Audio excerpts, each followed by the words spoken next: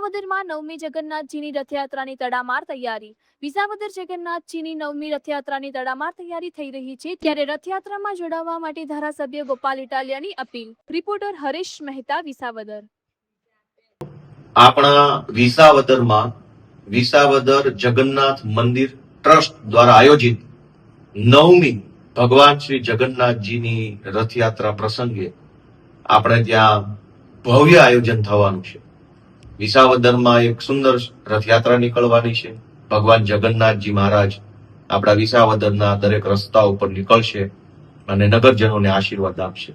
આ શુભ પ્રસંગે ટ્રસ્ટના પ્રમુખ શ્રી હિરેનભાઈ મકવાણા અને ટ્રસ્ટના કાર્યકર્તા શ્રી અનિલભાઈ વગેરે સૌ પણ આમાં ઉત્સાહ સાથે જોડાવાના છે. હું પોતે પણ આ વિસાવદરમાં આયોજિત ભગવાન શ્રી જગન્નાથજીની રથયાત્રામાં જોડાવાનો છું. આપ સૌ જોડાવા એવી લાગણી સાથે જય જગન્નાથ.